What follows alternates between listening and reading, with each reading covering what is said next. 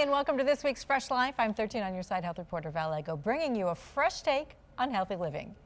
If you've been struggling because you want to get spring and you want it to be here and you want it to be warm, well, you might want to try some aromatherapy to cheer you up. A study in the Yale Journal of Biology and Medicine found that essential oils can actually influence the area of the brain that controls mood and your body clock. Some of the best scents to try are sweet orange, grapefruit, and jasmine. Another thing that might cheer you up is getting organized, and it might seem like a great idea at first until you look around and you see everything that's there and you wonder where to begin. Well, that's why I'm bringing in professional organizer Kate Wirt with Moxie Life Organizing. Hi, Kate. Good to see ya.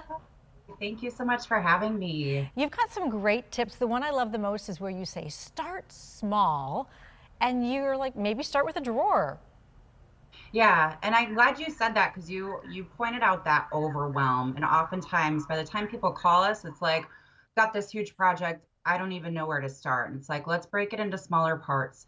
So consider starting with something like a drawer, a cupboard, maybe the top of your desk. Set a timer for 15 minutes, and see how you do. Go ahead, sorry. It gives you a great sense of accomplishment. We've got some before and after pictures of the drawers that, you organized before, kind of a little bit of a hot mess. Looks like just about anybody has a drawer like this in their house. And then the after effect, like you actually want to open this drawer. It makes you feel really good when you look at it. Right. I mean, there's something to be said. It's aesthetically pleasing. And, there's been so many studies on correlations between anxiety and stress and depression and how it affects your overall well-being. So, yeah, take a deep breath then, right? Right. You did the same thing with the closet, which can be like one step up. Like that's the medium step, I feel like, is the closet. And you did a really great job with that as well. What were your thoughts in going in when you looked at this closet, which was, needed a lot of organizing? Well, and this is something too, people have a hard time with decluttering, and I've moved away from that term towards evaluating and starting to take inventory of what you have. So oftentimes as organizers, we'll go in and do what I call a rough sort. So sorting and grouping like items together, taking inventory of what you have. And then what you'll find out later is that making decisions on items becomes a little bit easier when you know how many black sweaters you have, when you know how many pairs of jeans you have. And then putting it up, putting it all together and looking at some different product selection to really finish the look. I feel like this spring, a lot of people are looking into their closets and maybe even looking around their house and saying, wow, I have a lot of stuff I maybe don't use anymore. You've got a great little talk you give about COVID-19 organizing and how to maybe purge some things you don't need anymore. Absolutely. And I think that's something that COVID's taught us is that we've really got to think outside the box. And that time we've had in the home, and a lot of us working from home now, has really given us the opportunity to evaluate what's most important to us. And then what are we not using? I went through my craft supplies. I love to sit and craft, but I hate cross stitching, So just to give you an example, went through the old magazines or some of those best-selling books that are easily replaceable if you wanted to read them in the future. Another thing we've found is work attire. That's something that, even consignment shops, they're really not interested in purchasing those items. So looking at, we're seeing some trends now with COVID of, what we really need and the things that we can live without. And if we haven't used them yet, chances are we're not going to. Wow, that is some really great advice. It's always good to see you, Kate. I love talking to you about organizing, and you're inspiring me as well. You can find Kate on Facebook at Moxie Life Organizing. And as long as we're on the topic of making use of old things, here's a hack for pickle juice that always seems to be left in the jar, right? You eat the pickles and then you have a lot of juice. Clean with it. It seems weird, doesn't it? But our friends at Best Folk Medicine claim it works. They say it is a quick way to shine up greasy stovetops and cookware with that copper bottom. So feel free to let me know if it works. Hey, we're out of time for now. Next week on Fresh Life, your next pedicure could be just a nibble away. We are talking about pedicures with fish. Yes, fish pedicures. You can actually try them out right here in Grand Rapids. I'll tell you where.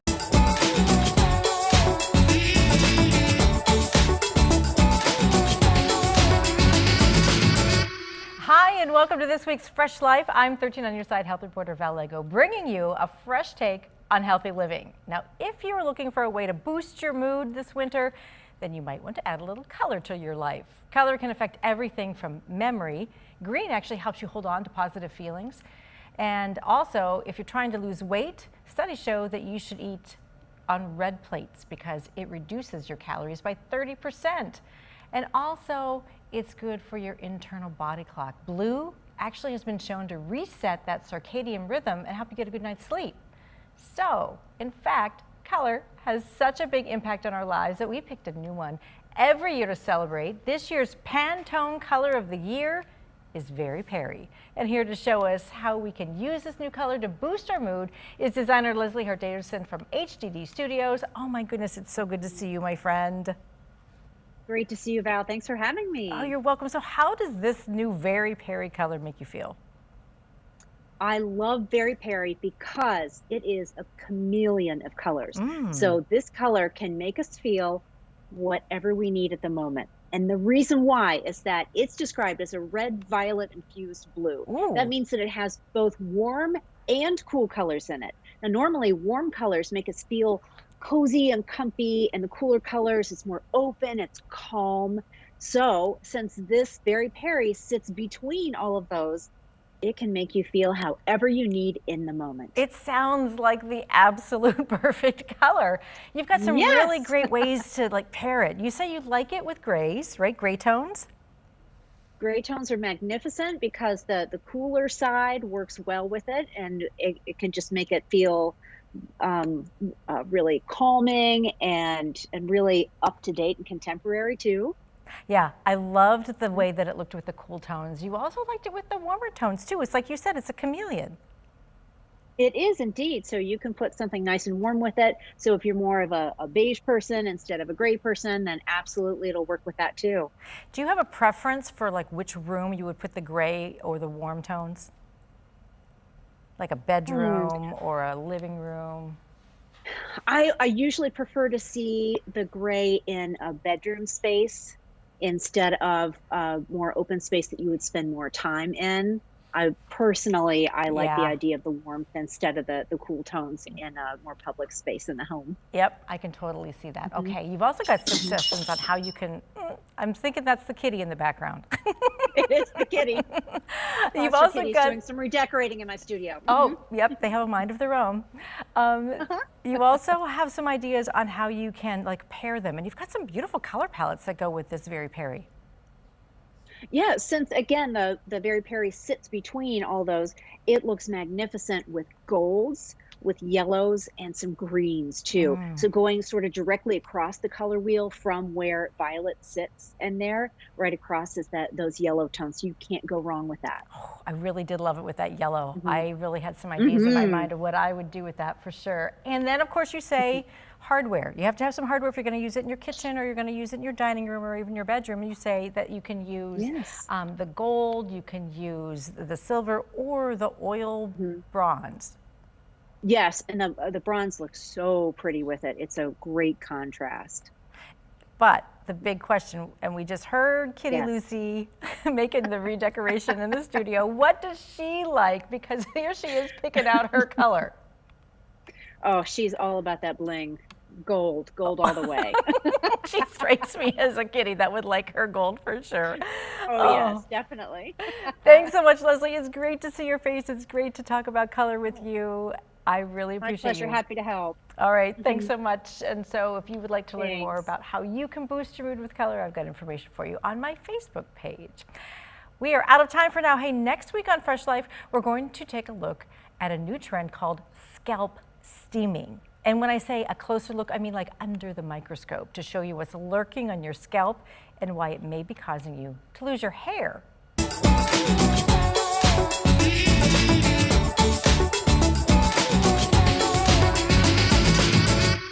Hi, and welcome to this week's Fresh Life. I'm 13 on your side health reporter Val Lego, bringing you a fresh take on healthy living. On this Valentine's Day weekend, I thought I'd give you a little history lesson on why we use hearts to celebrate love. It all has to do with an ancient form of contraception. The Romans used the silphium sea pod, which as you can see looks strikingly like our Valentine's Day hearts, to prevent pregnancy. Women crushed the seed and drank it in a tea once a month as a form of contraception. All right, it might not be the reason why we use hearts at Valentine's Day, but it is just one of the many theories. If you think your hair and scalp are really clean after shampooing, this next story may have you thinking twice. Even the best shampoo and hair products can cause a buildup that can cause your hair to thin over time, but not to worry. You can fix that issue with a good scalp steaming.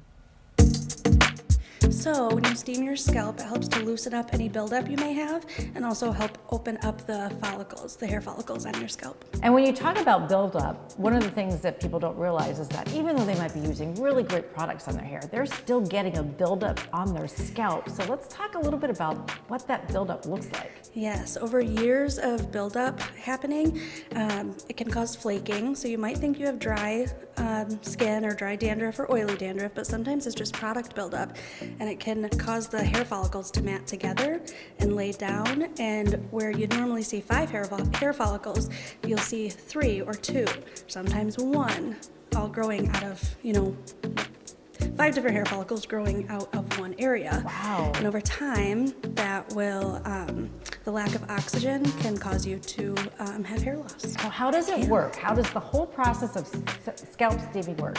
Okay, so we analyze your scalp and decide the best treatment plan for you in the course of action. And then we put the product on that is required for your treatment. And we bring you to the bowl, massage it in, and then we wrap your head, and then we do steam for about 5 to 8 minutes, and that loosens up all of that, buildup, opens up the hair follicles, and allows that treatment to really get in there. And what you're really talking about is oxygen and blood circulation. Yes, which are 2 key factors in healthy hair.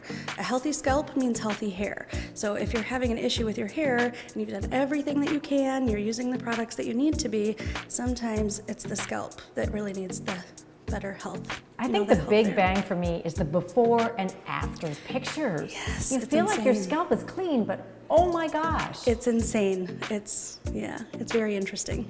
And so really that's just been sitting there the whole time, and you think that that's your scalp, but it's product. Yes. You mentioned something about like years of buildup, so we can build up over years? Yes, I'm a stylist, and I'll just use me as an example. I use all professional products, things that I thought were great for my hair and the best thing to use, and I had some of the worst buildup that I had ever seen in those before and after photos. And so what did you see after? What was your benefit after doing the steaming? Oh, I thought that I might feel itchy, but it felt so clean. It felt like my scalp could breathe, and now I know when I need a treatment because my scalp will start to get a little bit itchy, and I can tell I'm starting to get a little bit of buildup in there. Kind of makes you wonder what's under all that hair, doesn't it? You can try scalp steaming at Ethos Day Spa in Forest Hills. Hey, turns out the key to losing weight may be to just sleep on it. A study out of the University of Chicago found that sleeping an extra hour a night can help you lose nearly 2 pounds over the course of 2 weeks. The study found sleeping 7 to 8 hours a night without changing diet or exercise habits also led to a 9-pound weight loss in a year.